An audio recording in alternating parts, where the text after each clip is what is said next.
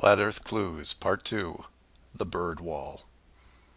This is part of a series of clues that can help you get your head around both the design of the flat Earth system we live in and who has been involved in the deception to hide it from you. This clue revolves around one of the most remarkable men you may have never heard of, Richard E. Byrd, and his relationship with Antarctica and the secretive missions he carried out there until his dying day. Some of you have followed the legend of Richard Byrd through the hollow Earth theory. We aren't going to be covering any hollow Earth in this video, but instead focus on the man and his involvement with the South Pole. The Reader's Digest version of Richard Byrd is as follows. Born in 1888, he became an American naval officer who specialized in feats of exploration. He was a pioneering American aviator, Medal of Honor winner, polar explorer, aircraft navigator, expedition leader in the worst environments in the world, and the youngest admiral in the history of the Navy. In addition, his list of awards takes up several pages in Wikipedia, including 3 ticker tape parades in his honor. In short, he was Indiana Jones on steroids. Some people will say that Roy Chapman Andrews was the real Indiana Jones, and you might be right. But Richard Byrd beat Indy 6 days a week and twice on Sunday. I mention all his accolades to paint a picture of credibility and trust. The governments of the United States and the world trusted his judgment and leadership, and took advantage of every chance they had to put him in charge of special missions. The first large-scale mission was an expedition to Antarctica in 1928.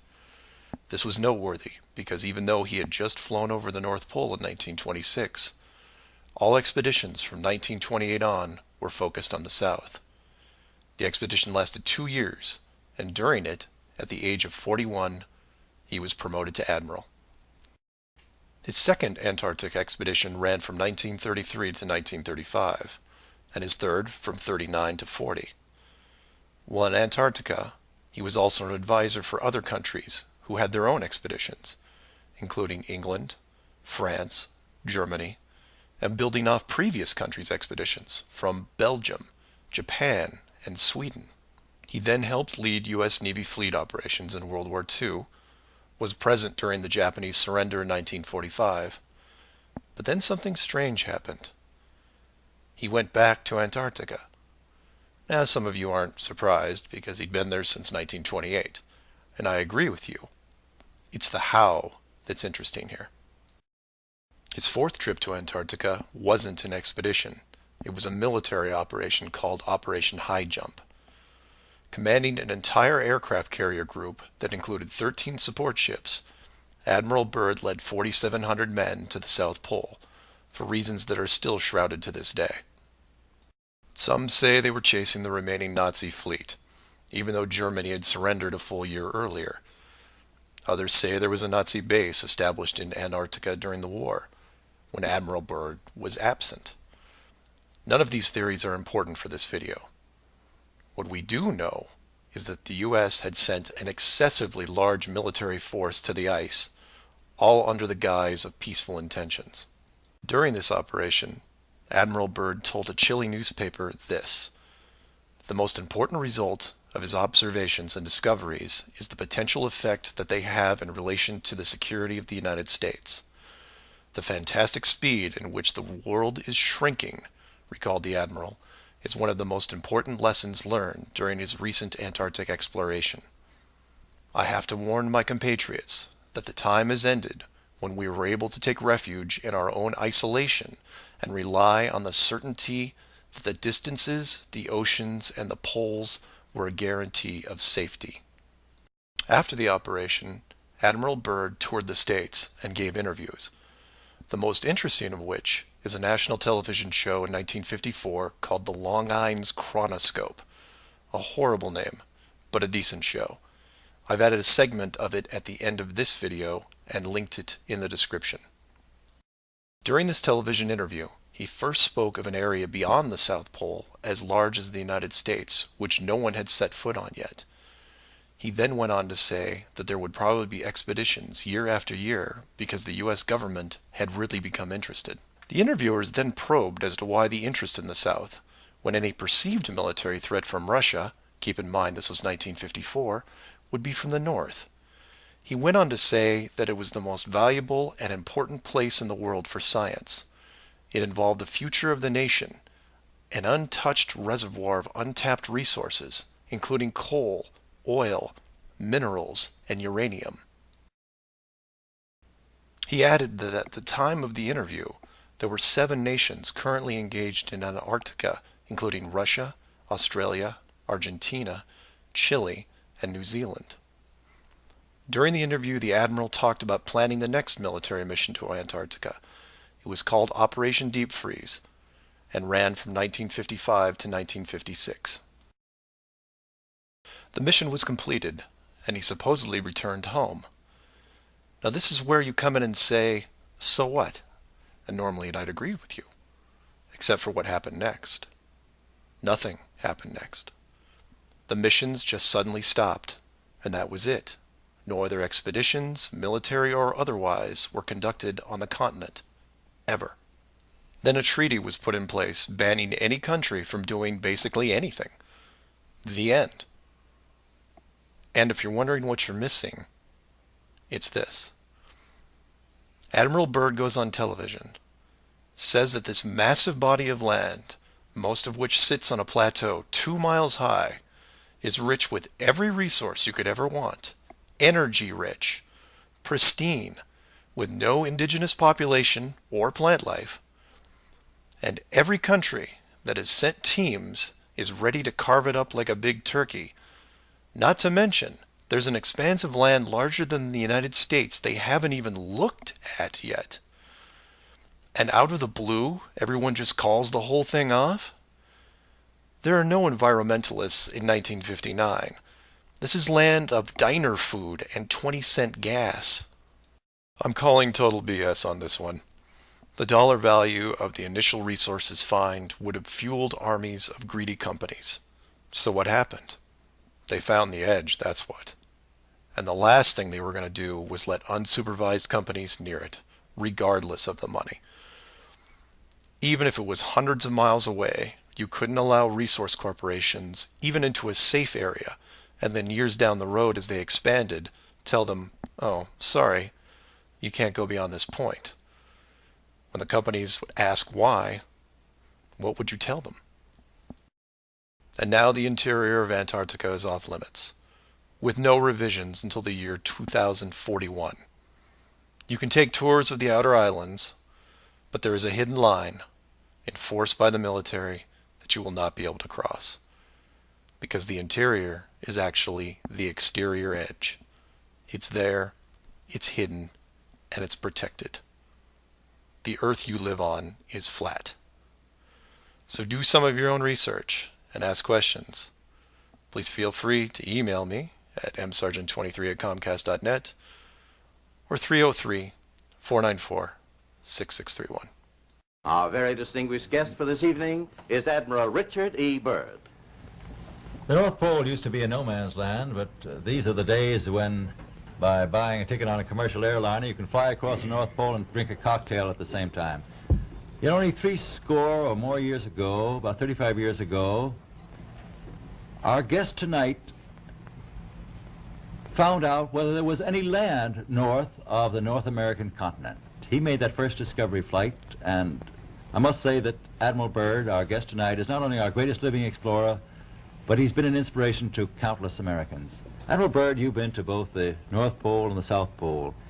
Is there any unexplored land left on this Earth that might appeal to adventurous young Americans? Yes, there is. And not up around the North Pole, because it's getting crowded up there now, because they find out it's really usable, not only to live in, but militarily. But strangely enough, there's left in the world today an area as big as the United States that's never been seen by a human being. And that's beyond the pole on the other side of the South Pole from Middle America. And I think it's quite astonishing that there should be an area as big as that unexplored. This is a tremendous So challenge. there's a lot of adventure left down at the bottom of the world. Admiral, an expedition to which I believe you're the advisor is now en route. What is that expedition doing? Well, that's the icebreaker Atka. and it's a reconnaissance expedition, is going down to the South Pole area to make certain observations and to look for some bases. They will be back in April, and they will report back, and upon the information we get from that undertaking, we will base the bigger expedition that's to follow. Is that very definitely planned, or is that... That is being planned right now. So I'm willing to say to you that there will be a number of expeditions that will follow, I think, year after year, at the bottom of the world, because the government has really become interested. Well, Admiral Byrd, I can understand, I think everybody can, the interest in the North Pole because it's so near our greatest challenger, Soviet Russia. But why this interest in the bottom of the world? Nobody living down there, is there? No, it's pretty cold. There's only one permanent resident, that's the emperor penguin. The little ones live further north. I tell you one reason they're interested. It's by far the most valuable, important place left in the world for science. That's why the scientific groups all over the nation are really interested. But more important than that, it has to do with the future of the nation, those to come after us, or even during your lifetime, because it happens to be an untouched reservoir of natural resources. And you know, as the world shrinks with an ever-increasing acceleration, far-flung places once useless, like we thought the North Pole was, and no man's land, become very useful. The bottom of the world will be important, not only to us, but to our allies. I was going to ask you, does it have military importance? It has some, and as the world shrinks, it will continue to shrink with an ever-increasing acceleration, thus bringing these places closer. And in the future, I can see a time when it will be very, very important strategically. Well, has the development of air power increased the strategic importance of places like the very much Parma so. Peninsula, was that? Very much so. Even now, if anything happened and we lost the Panama Canal, we would have to control the islands just north of Antarctica, which are part of Antarctica. Then between there and Cape... Admiral, you speak of the resources of Antarctica. What are they? What are the natural resources there? Well, we've found enough of coal within 180 miles of the South Pole in a great ridge of mountains. It's not covered with snow, enough to supply the whole world for quite a while. Well, that's the coal. Now, there's evidence of many other minerals. We are pretty sure there's oil. Now, that coal shows the bottom of the world. Now, by far the coldest spot in the world. Where that coal is gets 100 below zero in the winter. Well, it was once tropical. So we think there's oil there, and there's evidence, probably uranium there. is it any secret, is there uranium there? That would be the only thing that would be practical to actually go after, I suppose. Everything else would be economically unfeasible, wouldn't it? Well, as we recklessly expend our resources, the time will come when we'll have to go after that stuff down there. Well, you know, I avoided what you said about uranium. I'm not sure about that. I don't want to have the world fight over the Antarctic. And Robert, is there a competition among other nations to try to get information about Antarctica and possibly to secure some of these resources? Well, yes.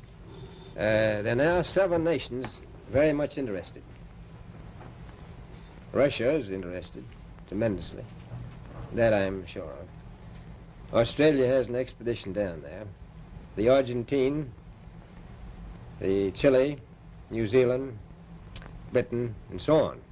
Now, you can understand those people down there being interested because they live down there, the New Zealanders, the Argentinians, the Chileans, and Australians.